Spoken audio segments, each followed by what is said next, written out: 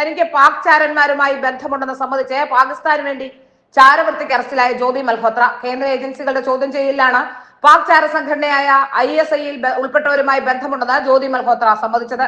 കഴിഞ്ഞ ദിവസമായിരുന്നു പാക് ചാരവൃത്തി കേസിൽ ഹരിയാന ഹിസാർ സ്വദേശിയായ ജ്യോതി മൽഹോത്ര അറസ്റ്റിലാകുന്നത്.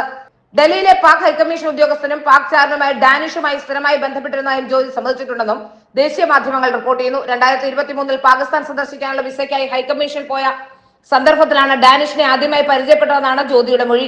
പാകിസ്ഥാനിലെത്തിയപ്പോൾ ഡാനിഷ് വഴി അലി ഹസൻ എന്നയാളെ പരിചയപ്പെട്ടു. ഇയാളാണ് പാകിസ്ഥാനിലെ താമസവും യാത്രാ സൗകര്യവും ഏർപ്പാടാക്കിയത്. പിന്നീട് അലി ഹസൻ പാക് ചാര സംഘടനയിലെ ഉദ്യോഗസ്ഥന്മാരായ ഷക്കീർ, റാണ ഷഹബാസ് എന്നിവരെ പരിചയപ്പെടുത്തി. ഷക്കീറിന്റെ ഫോൺ നമ്പർ സംശയം തോന്നാതിരിക്കാൻ മറ്റൊരു പേരിലാണ് ഫോണിൽ സേവ് ചെയ്തിരുന്നത്.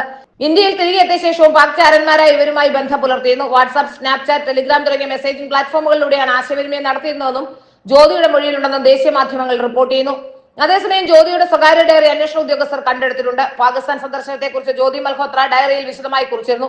പാകിസ്ഥാൻ യാത്ര ഏറെ സ്നേഹം നിറഞ്ഞതായിരുന്നുവെന്നും അവിടെ നിന്നും ഏറെ സ്നേഹം ലഭിച്ചുവെന്നും ജ്യോതി പാകിസ്ഥാൻ യാത്രയെക്കുറിച്ച് ഡയറിയിൽ കുറിച്ചിട്ടുണ്ട്. ഈ കഴിഞ്ഞ ദിവസമായിരുന്നു ഇന്ത്യൻ സൈനിക വിവരങ്ങൾ പാകിസ്ഥാന് കൈമാറിയ സംഭവത്തിൽ ഇന്ത്യൻ യൂട്യൂബറെ പോലീസ് അറസ്റ്റ് ചെയ്തത്. ട്രാവൽ വിത്ത് ജോ എന്ന യൂട്യൂബ് ചാനൽ നടത്തുന്ന ഹരിയാന ഹിസാർ സ്വദേശി ജ്യോതി മൽഹോത്ര എന്ന ജ്യോതി റാണിയാണ് അറസ്റ്റിലായത്.